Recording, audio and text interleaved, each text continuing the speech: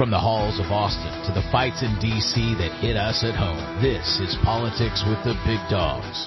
All right, folks, Anthony Holm, host of Politics with the Big Dog. We have a great show for you today. I'm so excited about it. We have State Representative Shelley Luther, but she's so much more than that. You'll remember 6 years out, basically, from the anniversary of COVID lockdowns in Texas, she was the one, had been a school teacher, owned a salon in North Texas after a few months of the stay-at-home mandate by the state of Texas.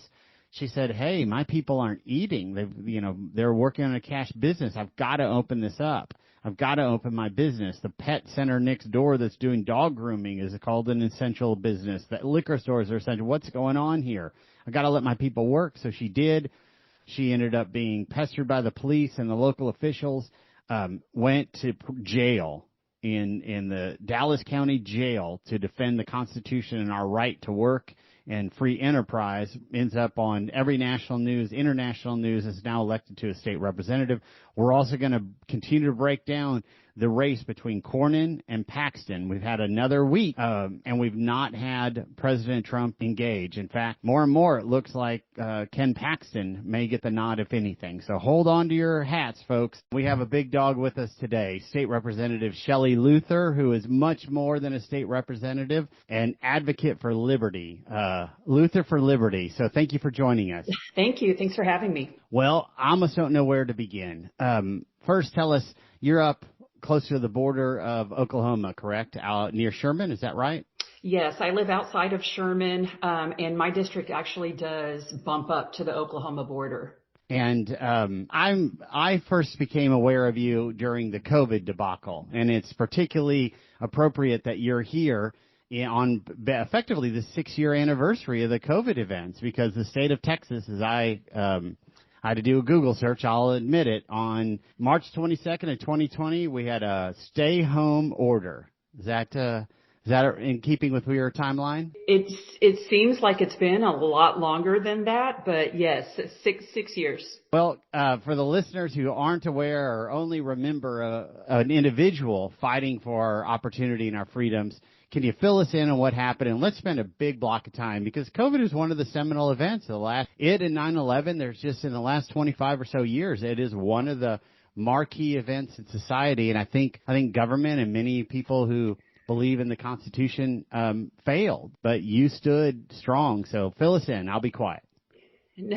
Well, what's crazy is how non-political I was before all of this, and really just minded my own business and didn't really get into other people's business.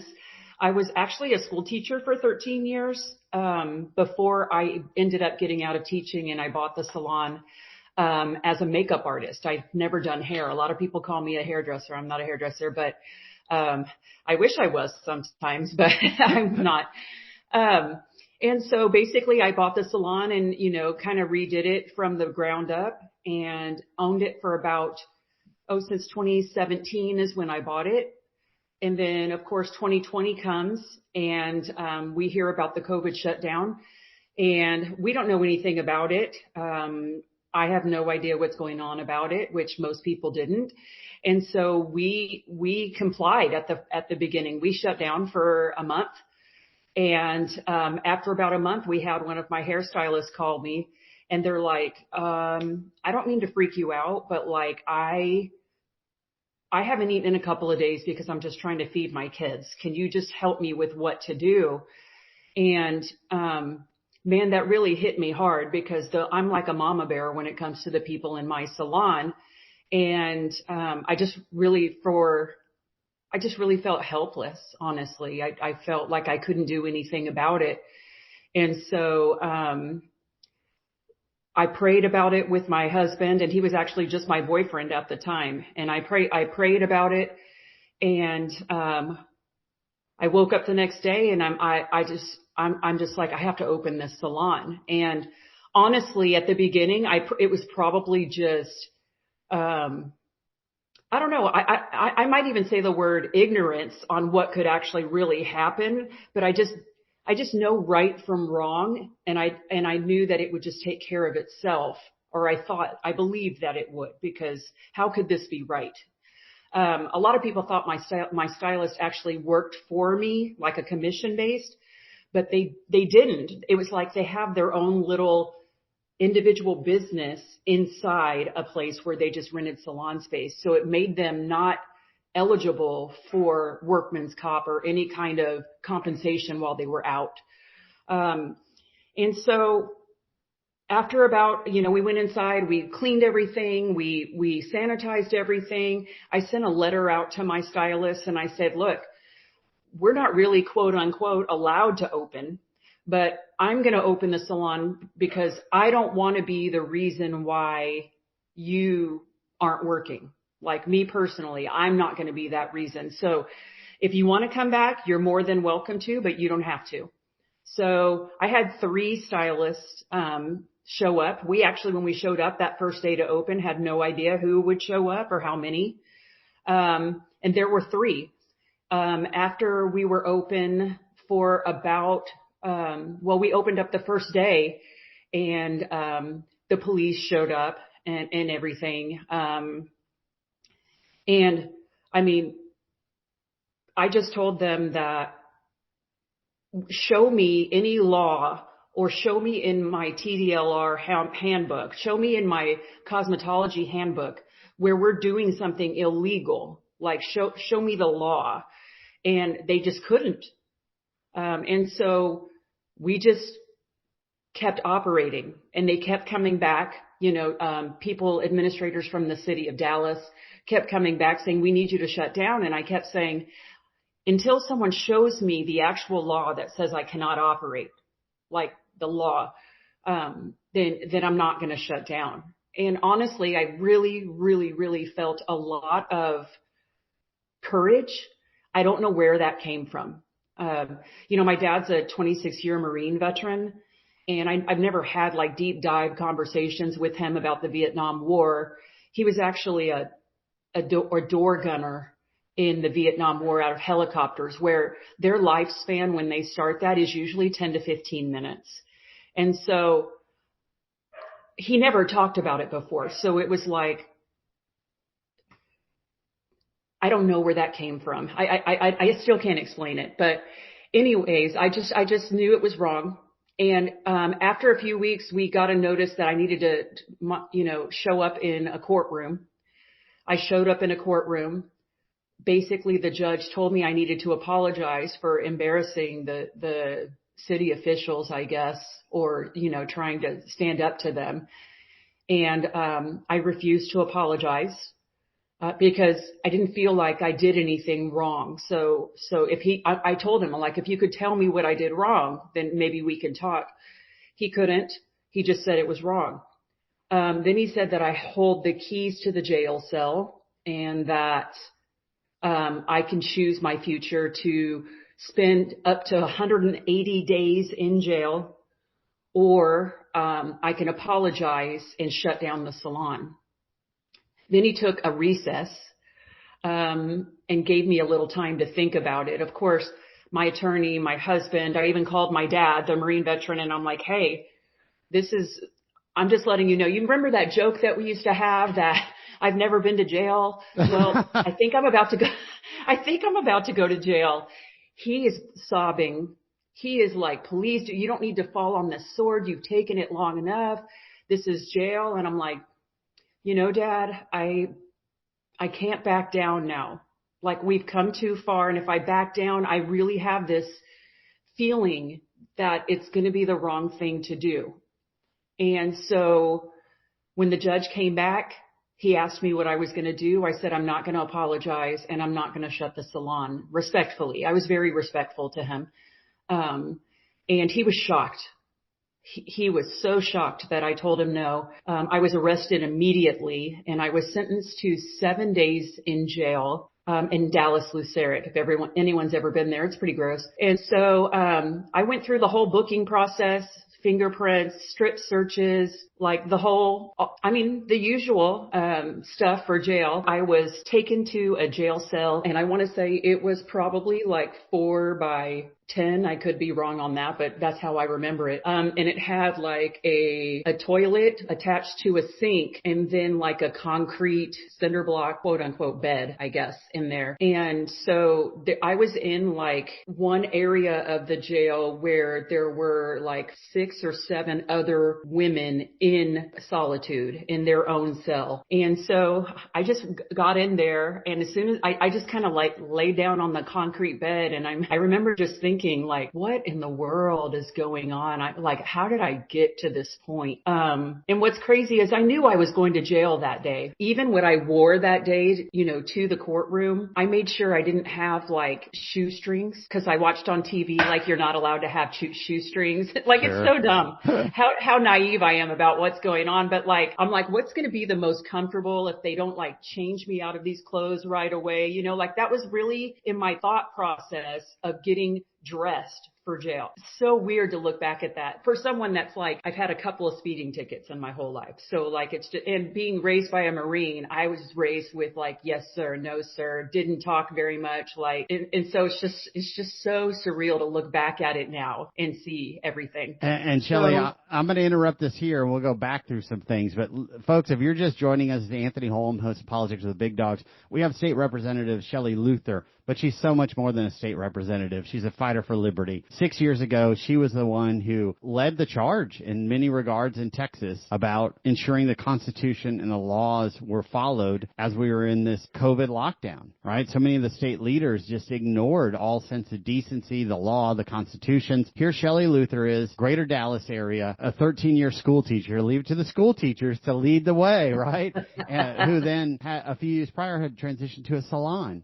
And bought a salon and rented out space to hairstylists and shut down, as she was commanded to do by the state. And, of course, all hairstylists are regulated. The TDLR is the Texas Department of Licensing and Regulations. They give you the authority to be a hairstylist or work in this space of the cosmetology. They can revoke your license. There was a lot on the line. And as Shelley said a moment ago or earlier, one of my stylists called after about a month of not being able to work and create income, said, I don't want to scare you, but I haven't eaten in a day and a half or so because I'm feeding my children, and I'm going to have to go and do something. I'm going to have to go into people's homes to cut hairs. Many of the listeners, and I think many Republican primary voters, are affluent enough that we didn't feel that type of bite in COVID. But I grew up, my mother had been 18 for 2 weeks when she bore me, a single mom. The schools fed me, a trailer park. There are legions of people in America and in Texas who are living week to week on cash incomes that are very low, and COVID wrecked that profile of person. So Shelley was just walking us through how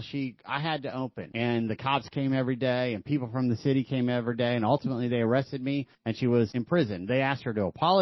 She said, I don't believe I've broken the law. Show me. Well, if you're not going to apologize, we're going to incarcerate you. I remember you being on The View. I remember you being international news, and subsequently got elected as state representative and also overcame a tremendous health issue. So we have an incredible guest with us, Shelley Luther, from whom I'm learning a lot.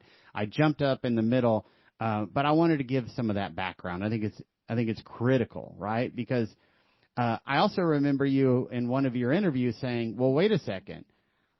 Next door is like a dog grooming place, and they're considered an essential service. All the liquor stores, essential services. The View was on. Whoopi Goldberg got to work, right? But the people who are living hand to mouth, working honest jobs, cutting hair for cash, and living humbly, were starving.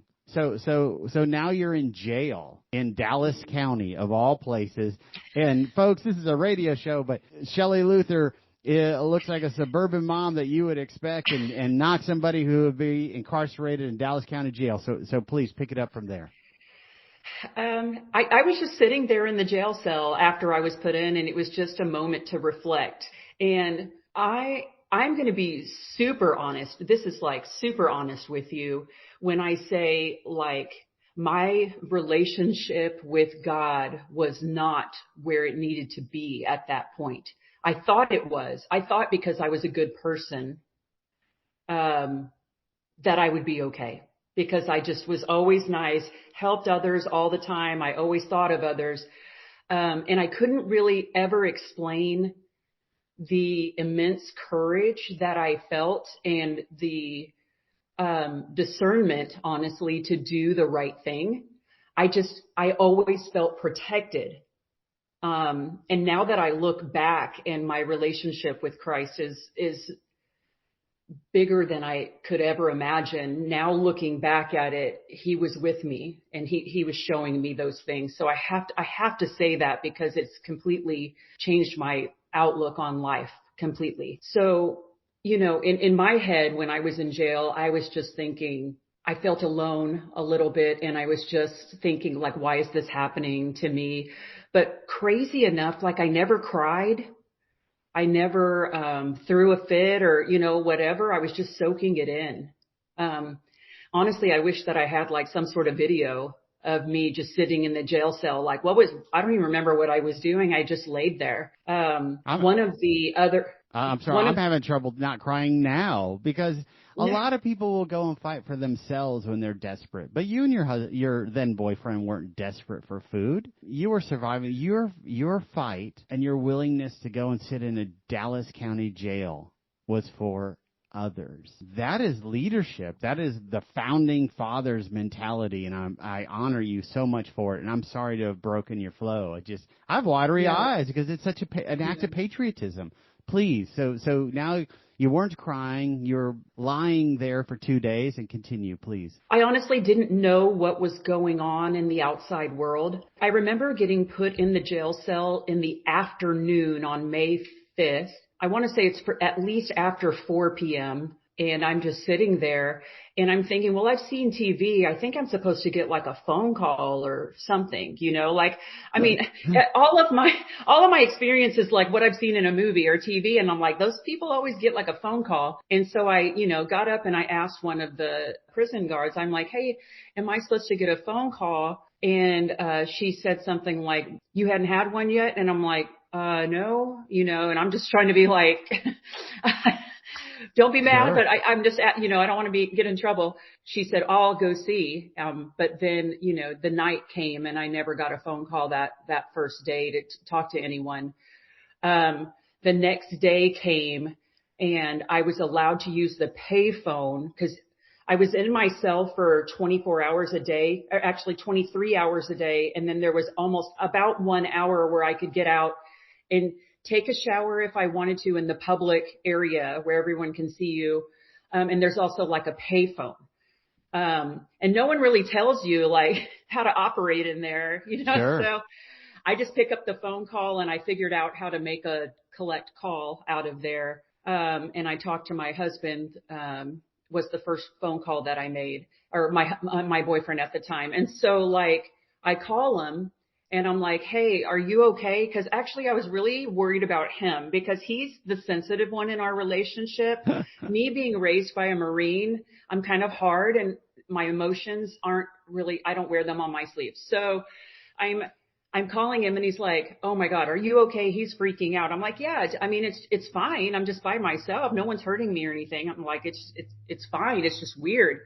And he's like, well, don't be mad at me. And I'm like, oh my gosh, what's wrong? And he's like, well, Sean Hannity called me. And honestly, I had only known Sean Hannity because my mom was like a really big fan of his and talked about him. I'm like, who is that guy? Because I wasn't political. And he's like, and I was on his show last night. And oh, I'm wow. like, oh my God. The boyfriend. And I'm like, you were what? And I'm just freaking out, because it's just everything is just so like, this is our life. This is so weird. And I'm like, oh my gosh, why? And she's like, he wanted to talk to you, but I told him we couldn't get you out of jail because you can't bail you out, because it was contempt of court. No one can get you out unless it's like the Supreme Court or the actual judge himself. And I'm like, oh, I didn't know that. I thought someone might be able to bail me out. So, okay, cool. 6 more days in here. Great. Yeah. And so anyway, so like, it was just funny. And then I called my dad, and he was sobbing, and he lives in, outside of Las Vegas. And I mean, he's a 6'4", like big man. Like he is just, I've never seen him cry ever. And he's just sobbing when I call. He's like, are you okay? I'm like, Dad, it's actually not that bad. Like, I'm just here in a cell. It's fine. And, it was just, now looking back at it, I didn't understand the trouble that I was in, or maybe I was just naive. I'm just taking one day at a time, and situationally, could have been way worse. There's people in way worse situations than me. But I wasn't thinking like, am I going to have a record? Am I ever going to be able to get a job or do it? Like none of those things ever. I was just living moment to moment. Sure. So, and not being shanked, and at least you had your own cell. I mean, you're still sitting totally. in prison. Yeah, exactly. No, seriously, from what you see on TV, you're like, okay, this isn't as bad as I thought it was. I definitely didn't eat while I was in jail. They have like these they look like mail slots on the door where they can just like throw stuff in there. Yeah.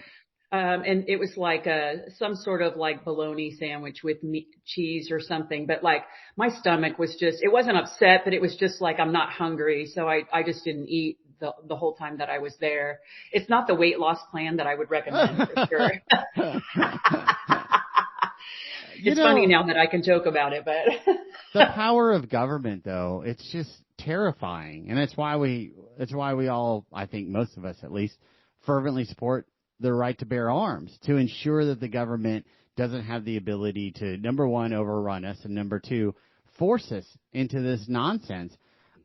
Look, one of the bitter aftertastes of COVID is I remember distinctly Governor Abbott. I don't quite recall which election he moved, but he just up and moved an election. I must have been the May election.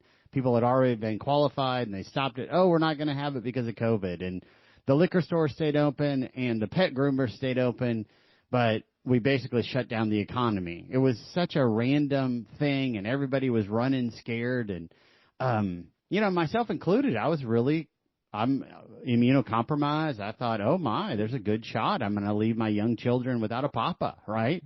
And, but I just remember so distinctly, a titan of industry in Texas and I were visiting, and he said, Anthony, we just cannot shut down the economy.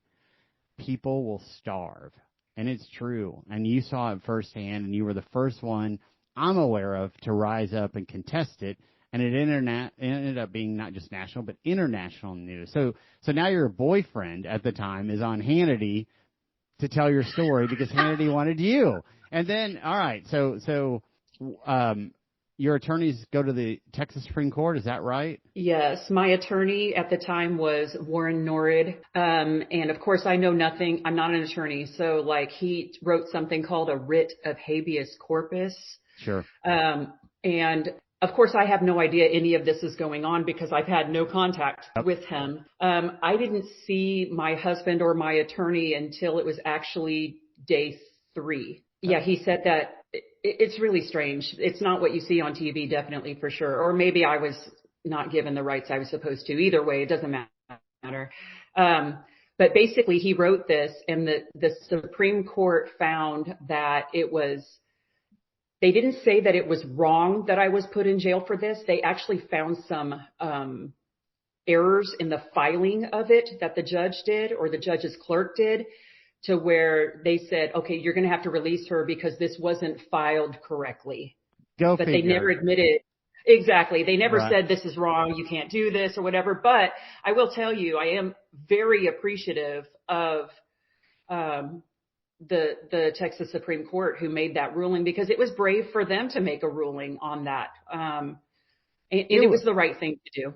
Well, it was brave in theory. Yeah, but I'm going to push back a little bit there. That's their job.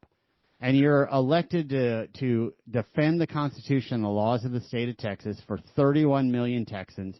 You have an affirmative duty to do this.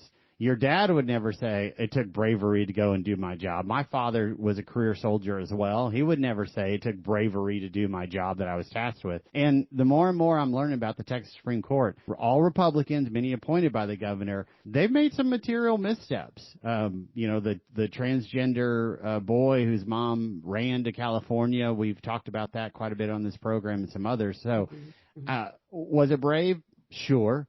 Was it the law? And if it wasn't the force of law that they were able to use, then we need to go change the law, right? Because this shouldn't happen. I think it's the emergency powers that are given and how you can declare an emergency when it's almost, this is a little fluid, but I mean, it's almost like whenever you want. declare something an emergency and basically you have king-like powers I filed a bill in the last session to try to limit those, because basically, if you deep dive in it, like, they can come take your guns, they can stop the sale of guns, all of these things that are our God-given rights can be taken away in a quote unquote emergency situation. And that definitely needs to change in Texas for sure. Absolutely. It's the foundational rights of the republic. That's why we launched. So, there's a lot more that we could get in. And right, this bravery came after your boyfriend was on Hannity and national news and conservatives rising up. So, I'm glad it happened. I'm glad you got released. I really want to, maybe we'll come have you back on another show and get even more granular into this, but we've got to move on to some other topics because you're now a state representative. You ran for office not long after this. You had a terrible health event that I'd like you to, if you're comfortable, share with the listeners as well. And then I want to make sure that we get into a space where what you found in the Texas legislature, was it different than you expected? What surprised you most? So let's grab some of our time and get into that. So then you run for office, and you have a major health event. Were you comfortable sharing that? Of course, yeah. So right after I got out of jail, another big part of this is while I was in jail the 3 days, there was a GoFundMe that was started, and it raised over $500,000. So Patriots coming to the rescue. Yes, from all over not just the country, the world. Like, people were sending it from all over. And so, like, immediately, because we were behind on our mortgage and all of these other things too, we caught up our mortgage because I wasn't asking the stylist to pay rent while they couldn't work. And so I just decided to default on our mortgage instead, because we had just bought a house, put all of our savings into it. And so we didn't have a savings because we had just bought the house. Sure. And we were just, no one could predict what would happen. So needless to say, we started a charity organization to where anyone that was standing up to the COVID mandates, we would try to help them financially. So we would go somewhere that was open that quote unquote shouldn't have been open, and we would leave like $1,000 or a $5,000 tip for them and not say a word, just leave it and say and just put a note saying, thank you for doing the right thing, And That's we traveled incredible. all over. I had no idea. That could be its own show.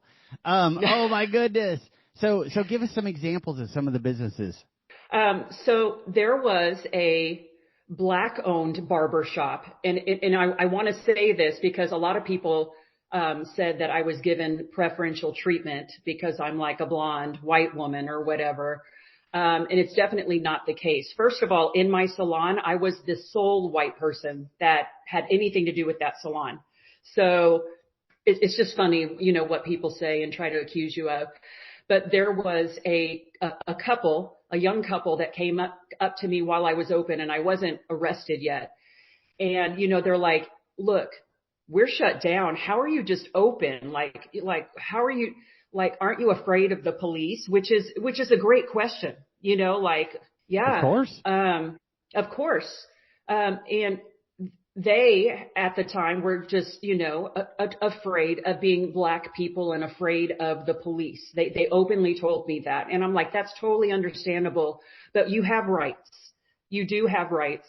And they said, but how did you open your salon? And I'm like, with the key. And they just started laughing. They're like, no, for real. And I'm like, no, for real. Like, I pay the salon lease. So it's mine. And until someone shows me something, a law or something that says I cannot do it, I'm going to do it. And they were really appreciative of me for stepping up and doing that and kind of taking the lead on that.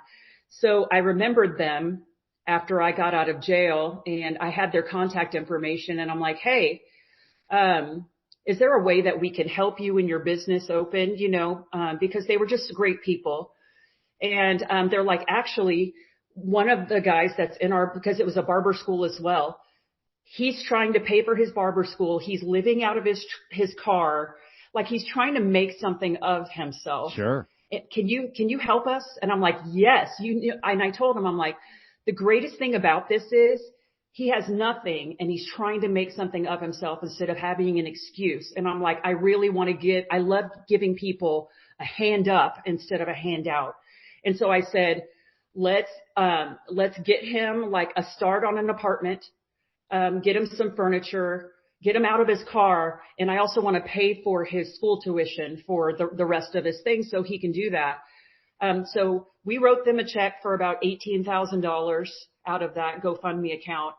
And now, not only did he graduate, but he's an instructor at that school and he's paying it forward. So like, that's one of my favorite stories to tell because, you want to reward people that don't sit around and make excuses for why they don't have money. You want to reward the people that are outside just doing their best to try to make something of themselves, even though they were dealt a bad hand. And so he was the perfect person to give money to. We also gave it to like single moms that were waitressing and, you know, all of this stuff. But what's funny is most of the people we gave money to didn't know who we were. Sure. We just left it. And so, anyway, that's part of the GoFundMe money. And, it also paid for attorney fees. We had well over $150,000 of attorney's fees and stuff like that. People trying to get us out. And I'm going to stop because one of my favorite lines, now I'm putting it in my pocket. We love to give a hand up instead of a handout. Every time I do this show, I learn so much from our guests, and that's what I'm going to carry away. We only have 54 minutes on the radio, so if you're just tuning in, this is Anthony Holm, host of Politics with the Big Dogs. We have Shelley Luther, state representative from up outside of Sherman area, Rusk County. Tell it, Grayson County, Rusk County. What's your No, not Rusk. I'm sorry. So no, it's okay. I reside in Grayson County. That's where I live, and that's part of my district. It's also Fannin, Franklin, and Delta counties. Thank you. And national hero for opening her salon and trying to help single moms who are working there live and feed their children during COVID, was arrested, spent more days in jail than any of us want to in Dallas County. Ultimately, the Texas Supreme Court intervened on what appears to be a technicality to get her released, but led the charge, or certainly one of the people leading the charge for liberty nationally, and is now a state representative. And I've just got to skip us ahead because, okay, you have this background, 13 years as a school teacher, a small business owner, advocate for liberty and opportunity, and saying, show me the law where I have to close. People can't feed their kids. I'm going to give them an opportunity to work. And you end up elected to the Texas House of Representatives. If people know, I ran 3 campaigns. Actually, I ran 2 campaigns thinking that's what God wanted me to do. And then after we lost the second campaign, my husband, who's now my husband at this time, we decided maybe I'm not supposed to be in politics. I mean, there was a lot of money, millions of dollars spent against me, and for me to try to win politics, to get a position, and I didn't. So we threw away all of our signs and decided not to be in politics anymore.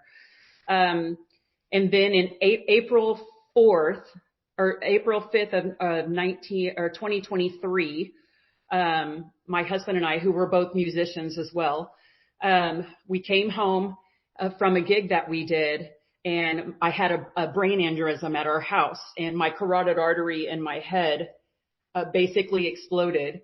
But for some reason, I was able to call him into the room and said, hey, we need to get an ambulance. Long story short, I spent 26 days in the hospital. I was in a coma for 10. I had 8 strokes in the first week. Goodness gracious. And numerous doctors told my husband that I would not survive the first night. And man, I guess I'm just, I don't know what the word is, but God wanted me back. And so, when I woke up, they said that I would probably be paralyzed or have some serious deficiencies. And, I woke up, I don't remember, I have like 2 months of, I don't really remember anything. I had to go to speech and physical therapy for several months. And keep in mind, this is April of 2023, through May and June. And then in about October, I was listening to the Ken Paxton impeachment outside. And it's one of the first times that I actually like just went outside because my husband was working outside. And I'm like, what are they doing? Because I had no idea what was going on politically. I was just trying to survive. And he's like, honey, they're trying to impeach Ken. And Ken is our friend, of course, because he stood up for me when all of this stuff went down. And I'm like, why? Why would these clowns be doing this? And I'm just mad about it for the first time, and being non-political at all to just being mad. So I went on my phone and I started researching all of this stuff. In the end of October, I told my husband, I said, I think I need to run one more time. And he's like, no, you're not. I just got you back. Like, there is no way. Like, he actually hung up on me. It was the first time he went to work after I'd had the brain aneurysm and left me by myself. And he's like, no, you're not. And then the next day, like, we decided, he's like, okay, one more time. And then we're done with it. If you lose, we're done with it. And, put my name in with only 1 day left to file in December. And then I won the primary in March. And March so of like when I was going, yes. And so like, but when I was going out campaigning and things, I was still stuttering. There were words that I still couldn't remember. They would show me cards that were like simple animals, horse, dog, cat. I could not remember what the word was. I could not say dog or cat when I first started my speech therapy like that. I want people to realize where I was at that point. Like, I had little memory, I had little vocabulary, but I would still go out. And I'm sure there's people that have this filmed where when I decided to run, you can see my impairment when I'm trying to talk to people. And I would just start off like, okay, everybody knows that I've had this medical thing, but I feel like I'm supposed to be here. I think people, they saw me as like a real person at that time. And I wasn't afraid to go out and have this severe impairment, but at the same time show that I was supposed to be here. I think that had a big deal and really influenced the election. So I ended up getting, go ahead. Yes, ma'am. No, please. Okay. So I was elected, in the primary is, I mean, we're almost 80% red in my district. So winning the primary is basically winning. I did have a Democrat opponent in November, but I didn't have to do much to get elected in that one because of the way we're laid out here. So I want to point out the timeline, make sure I have it correct, and that our listeners. And again, if you're just joining us, this is Anthony Holm, host of Politics with the Big Dogs. We have Shelley Luther, state representative, but much more than that, national advocate, survivor of an aneurysm, a debilitating brain aneurysm. And in the course of what I'm thinking is 3 or 3.5 years, you spent about 3 days in Dallas County Jail because you opened your salon during COVID so that your single moms and others could feed their kids and work. And you also spent 10 days in a coma after having an aneurysm, 8 strokes in the first week. What a roller coaster of a 3-year period. Yes, that's what I'm saying. It's like, it seems like it's been much longer because of the life that we have lived in the last 6 years. It's like literally a lifetime for most people.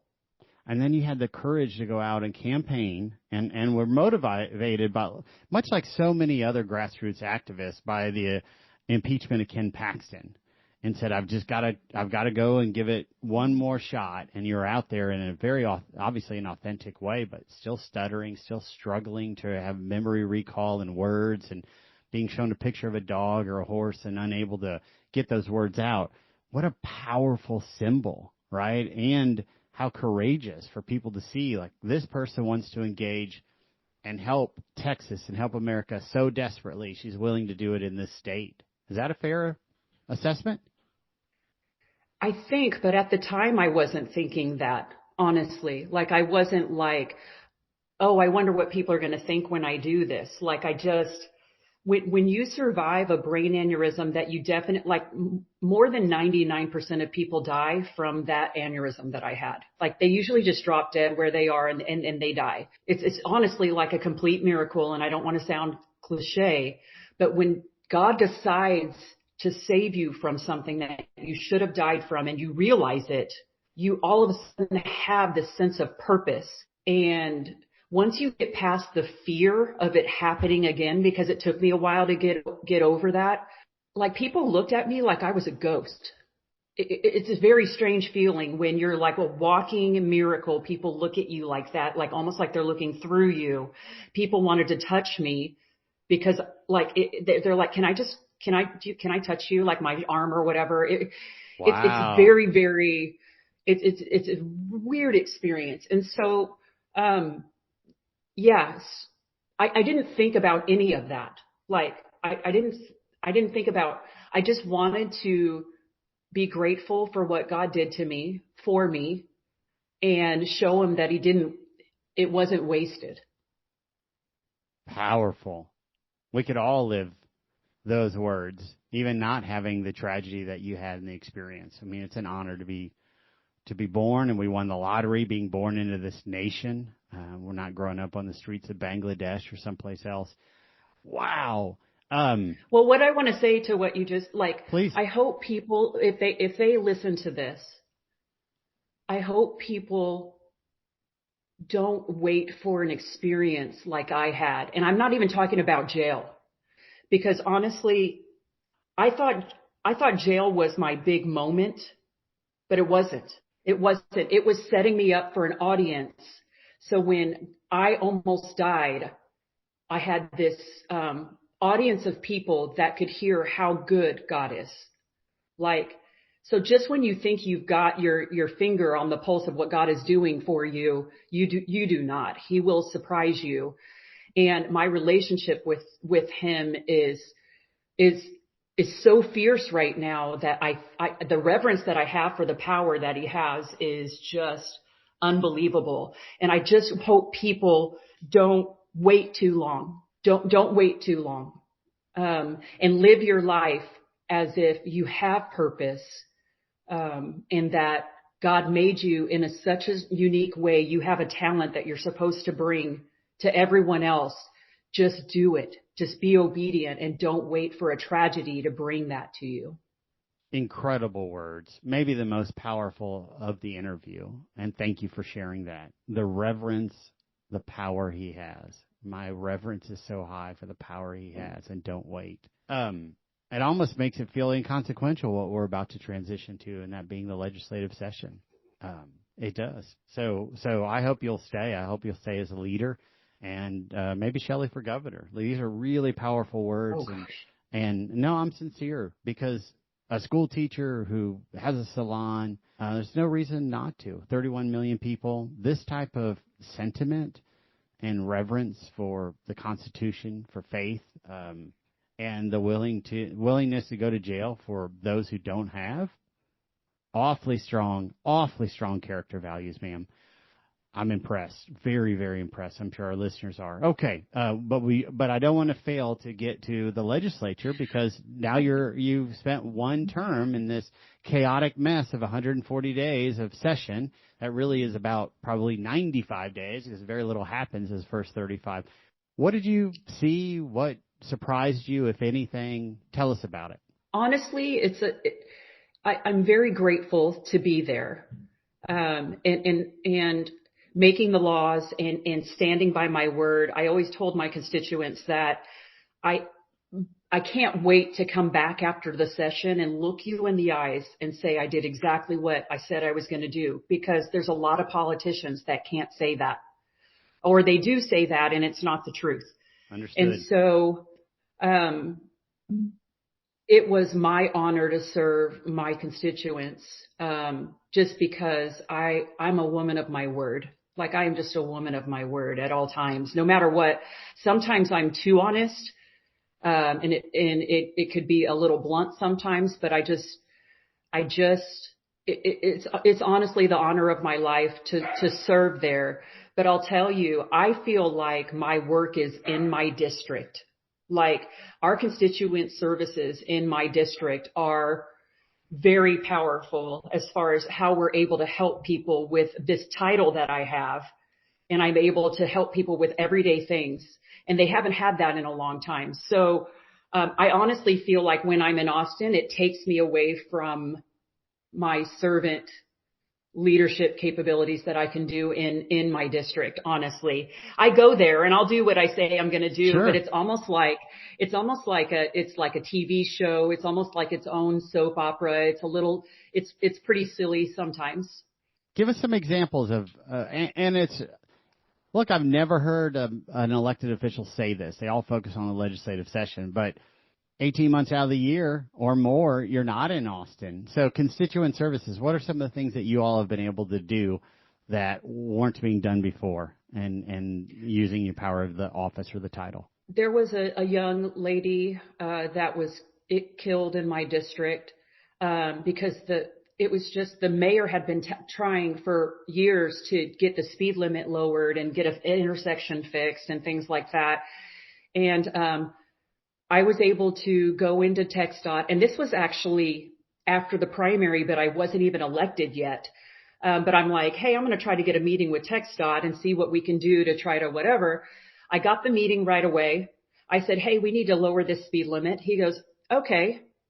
And then I'm like, I'd also like to get a memorial highway sign. What do we need to do? Like, we'll start a GoFundMe or whatever we need to do to get this sign up. He's like, great, let's do it. Honestly, when I came back home and I was telling my husband, I was almost in tears because I was like, he's like, what's wrong? And I'm like, they just said yes to lowering the speed limit and putting up this memorial sign. He goes, isn't that what you wanted? And I'm like, yes, but I'm so mad that it was that easy just because I have a title. Because you're representative-elect, and they knew that was it. In November was a foregone conclusion. Yeah. Tragic. And there's a lot of intersections that need. I'm sorry, please. No, there's a lot of stuff that happens like that, but we had a local family call us because one of the major hospitals was holding their child hostage that had a form of cancer. And they wanted to do more holistic treatment or take him somewhere else to get a second opinion, and the hospital wasn't letting them take their child, their baby. And we called the right people, and they had CPS against them and all kinds of stuff. And we were able to stop that within 48 hours. And they couldn't, the mom was actually hiding with their baby in another state.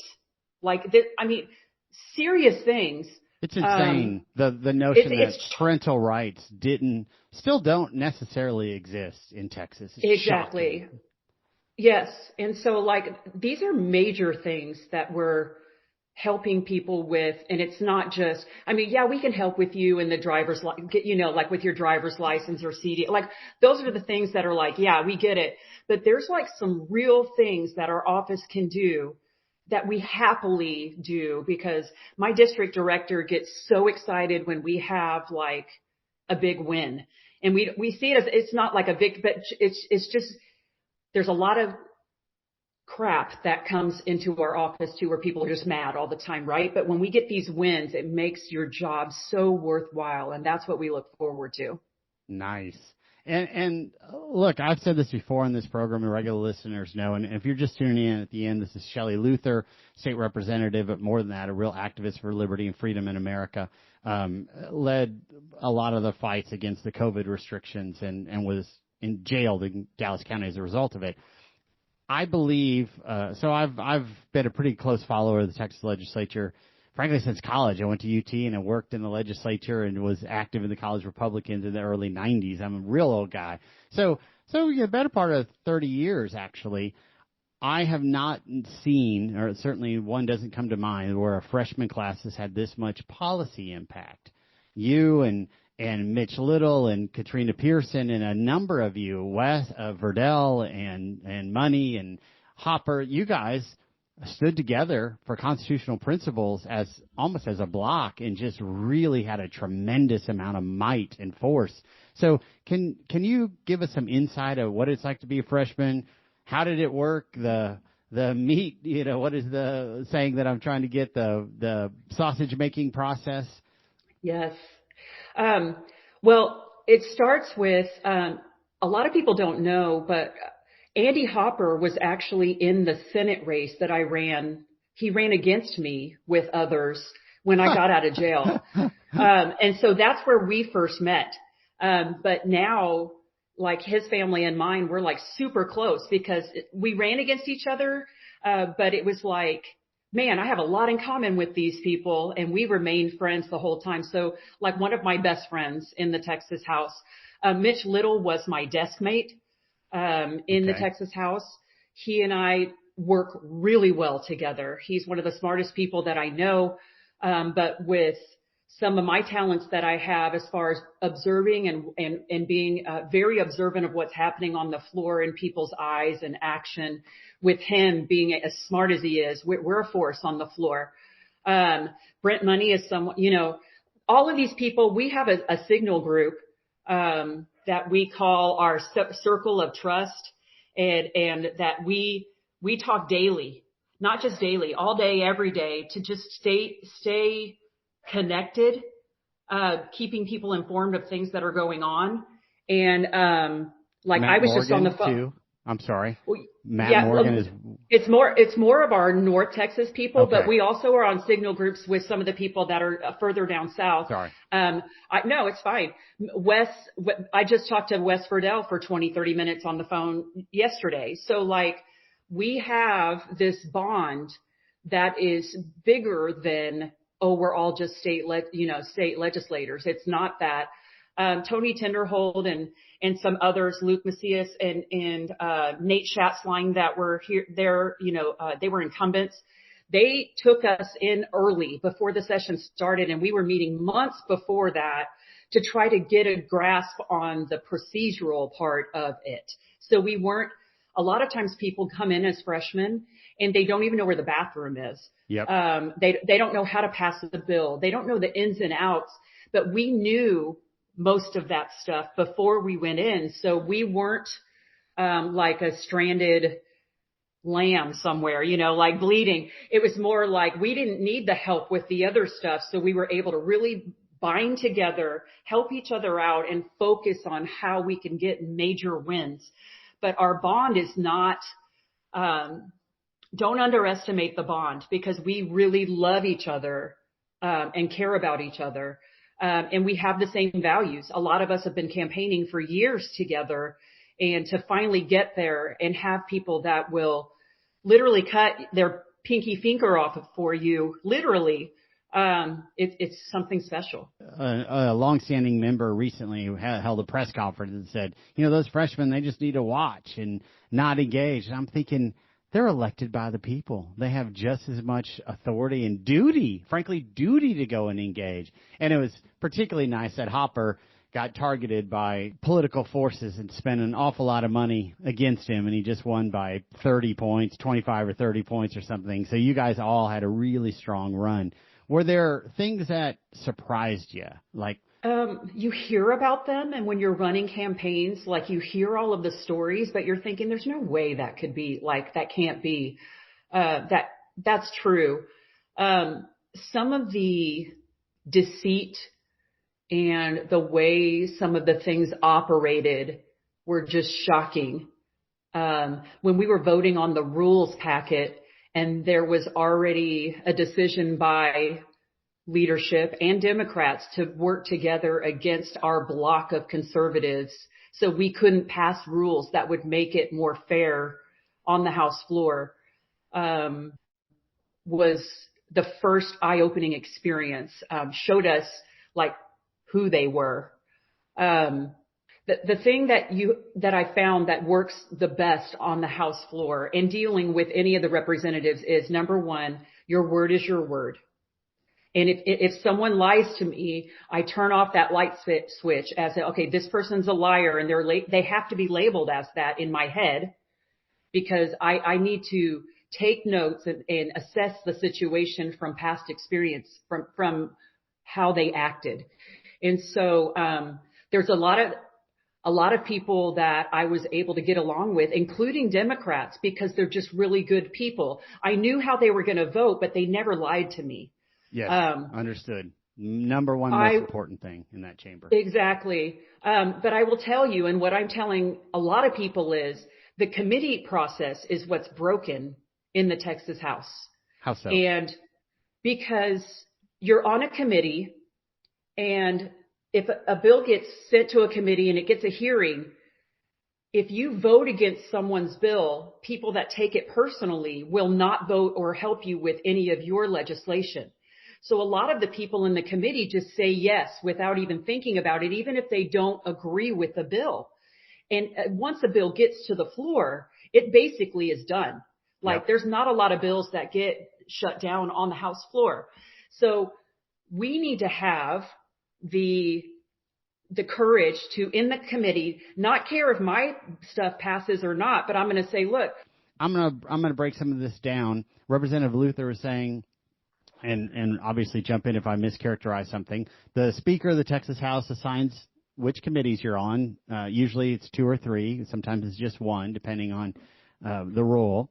And what I have heard you describe, if I'm recharacterizing it correctly, is so many legislators are on these committees and they just vote for other members' bills because it's that member's bill without scrutinizing the policy, number one. And then number 2, the fear is and the retaliation is if you don't vote for my bill, even if you think it's bad policy, then I'm not going to let your bills through and vote in other committees unless even when it's good policy. And I believe – so is it first, did I characterize that fairly? You did. And all of because it is the majority Republicans on the committees, like all of the Republican policies should pass easily. But because you want the Democrats they need Democrats to vote for some of the bills, they will allow those. One of the biggest examples of that is one of my Democrat friends had a bill if you have like a lot of leave saved up, like if you're a teacher and you saved up all your days Sure. off, but then you have a teacher friend where her husband passed away or somebody had cancer and you want to donate your days. Okay. They wanted to pass that for municipalities, like in cities. And I'm like, no, that's great. But in her bill, when we read it, it said you can leave your bills to your partner. And so you can leave your leave days to a partner.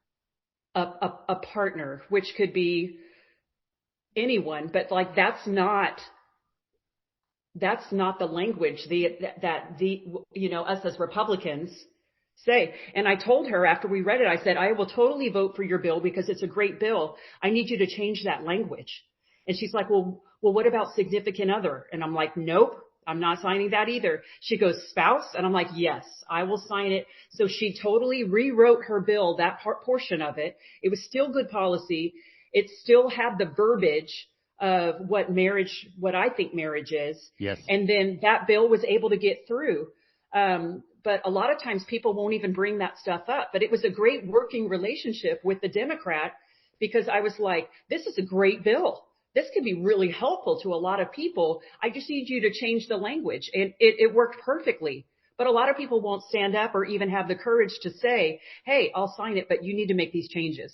So folks, what we're saying is, and many of us believe this, know it intuitively, but here's a very specific example of it's 150 people in a club, and they're independent of being a D or an R or the policy that it being good for Texans or bad for Texans, generally they're like, hey, I'm going to vote for your bill because it's you. And I don't even need to read it or know what's in or even if it's bad policy. So what happens in a situation with this is 2 things happen. Number 1, all of those bills go to calendars committee, and really it's the calendars committee, which is an arm of the speaker, whoever happens to be the speaker, decides what policies go to the floor and become law and which ones don't. That's an awful lot of power. And the calendars committee is not the most policy-oriented profile of 150 members traditionally. I'm not being critical of the calendars. I'm just making a generic statement. Generally, they aren't the policy folks. They're the agents of the power. And then I also want to point out to all of us, we just had a primary recently, which we didn't even get to the primary outcomes that I'd hoped to, but your story's so enthralling, we're just going to have you back on, is we voted as a party and we said, the Texas committee system needs a change. It should not empower Democrats in the vice chair role. It shouldn't give them authority and unique powers. This was the rules change, or at least part of the rules change that Shelley Luther was talking about. So that was one of the most surprising things. And what I wrote down is committee process is what's broken in the Texas House. So we've kept you so long, Representative Luther, that I just hope you will come back. But this has been incredible. Of course. And did I fail to ask you anything of consequence or jump over something that we need to make sure we include in this episode, but I'd like to have you back. No, I would love to come back. And I don't think that we left out anything. I think it's a good start, but we can dive deeper into the legislature and things that happen in there on our next visit, for sure. Thank you, Shelley. And if you're just joining us late, this is Anthony Holm, host of Politics with the Big Dogs, State Representative Shelley Luther, and we sure appreciate you. Thank you. Appreciate you. Politics with the Big Dogs with Anthony Holm is supported in part by the First Amendment Alliance Education Fund. Learn more about today's guest and hear other episodes online in our archive. Visit politicswiththebigdogs.com. If you have a question for Anthony Holm, email Anthony at politicswiththebigdogs.com. From deep in the heart of Texas, you've been listening to Politics with the Big Dogs.